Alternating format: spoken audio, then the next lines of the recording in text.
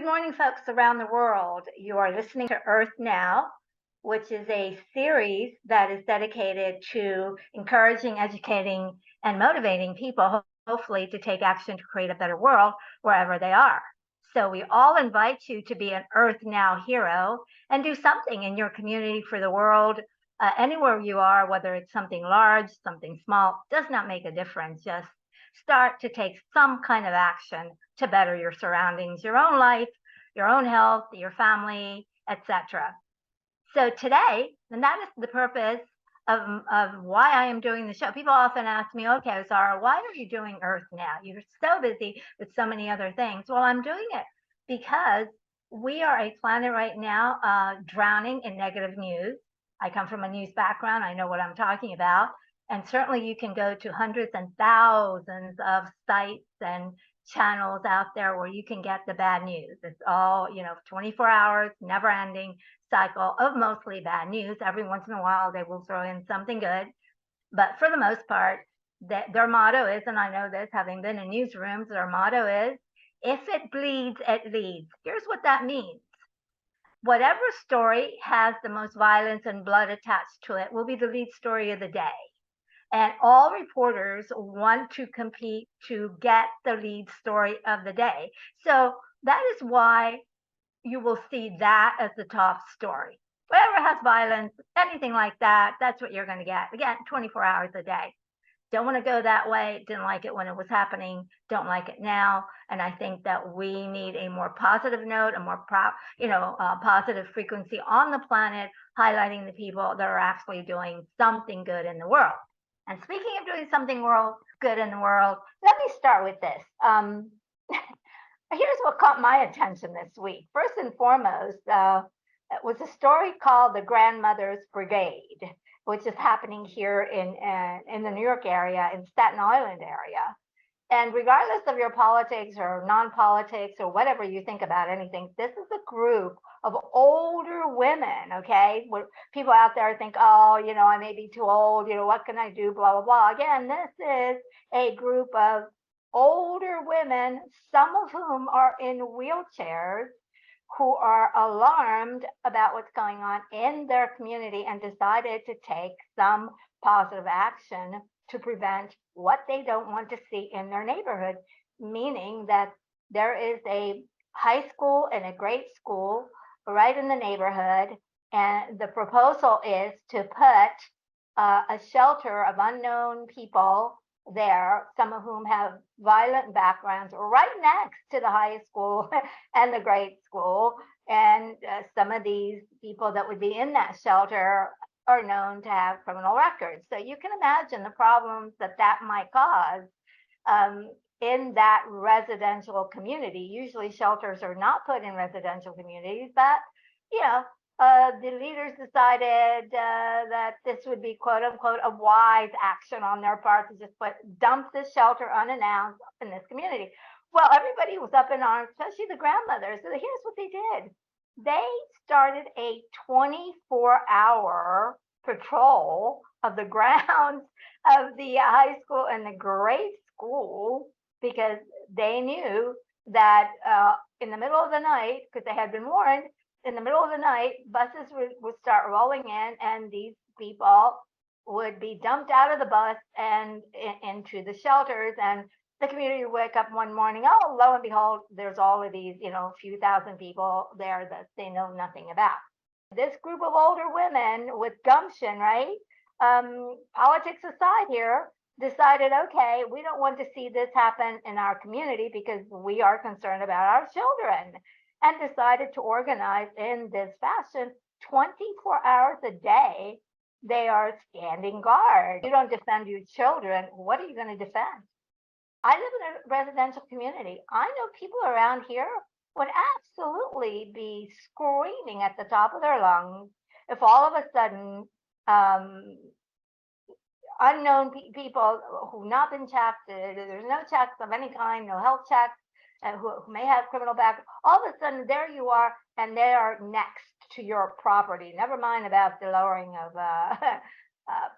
property prices and everything else, but the safety concern is first and foremost. So yeah, I mean, I think people have to stand up for what they believe in. Whether I agree with that belief or not is beside the point. The issue here is, can you do something uh, to sort of stand up for your beliefs? And so that's why I think this is like an important story for the community, because what that's done now, it has inspired people in surrounding communities that are facing the same issue. And rather than that situation being thrust upon them in the middle of the night and they having no choice the next morning when they wake up, here they can at least take some kind of preventive action. And I think that's just great. I think, first of all, that is the American way, right? We have rights here in this country. We have right of speech, we have right of protest. The last time I looked, at least that's what we had.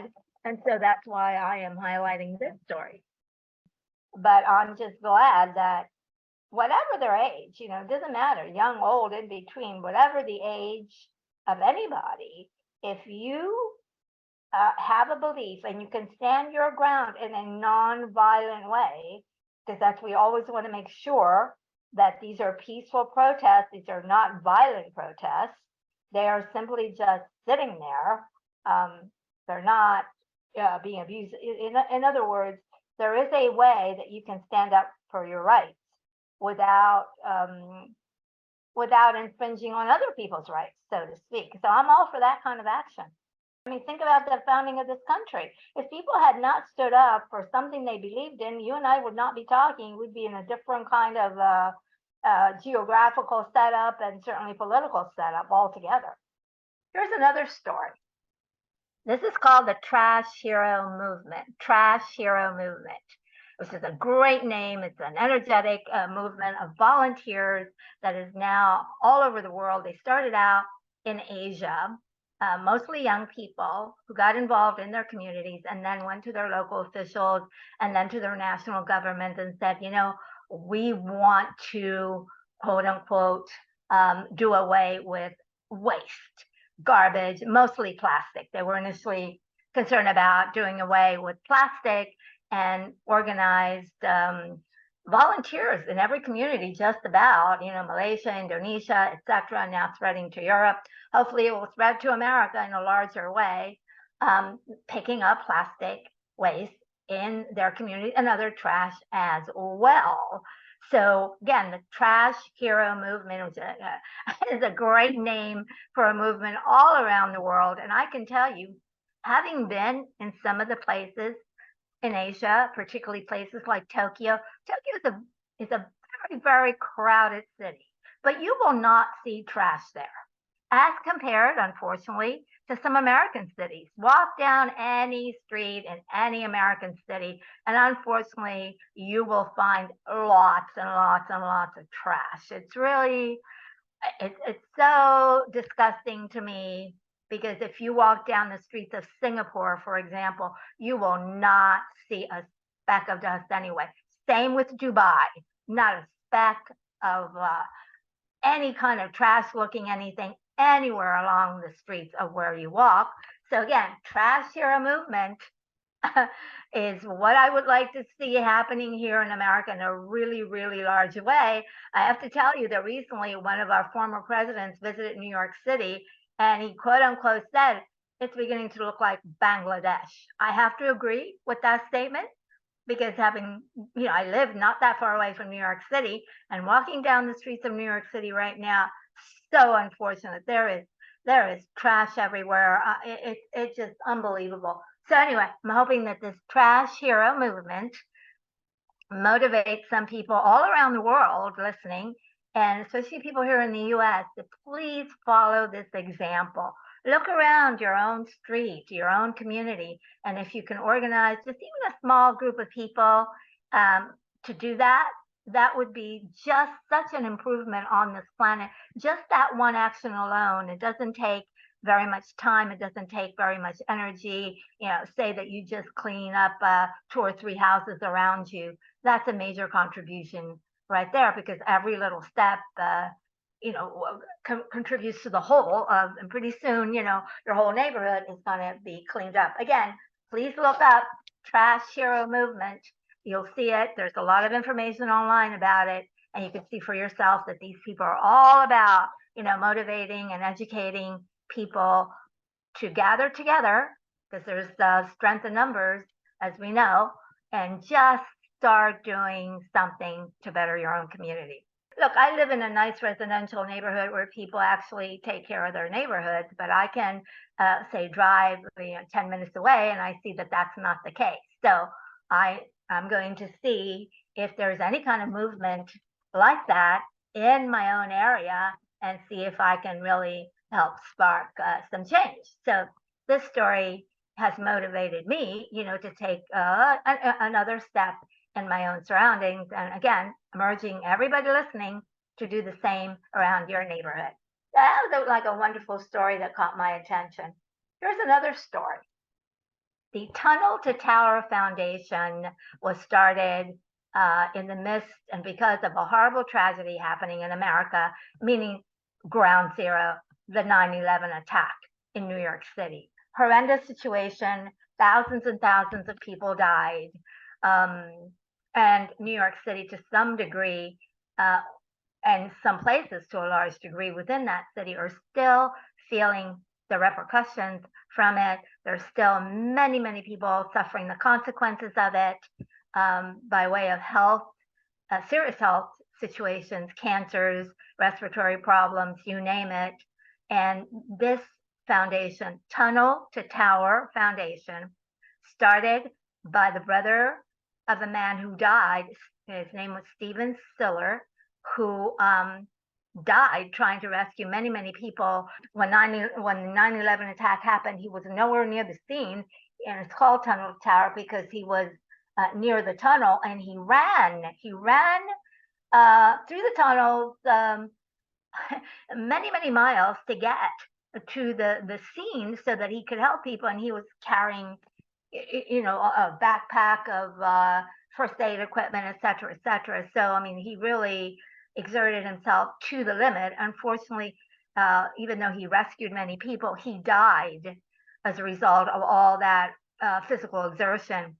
And his brother, honoring his memory and seeing the need that was all around him of people that were suffering, all kinds of things. They had been displaced from their homes.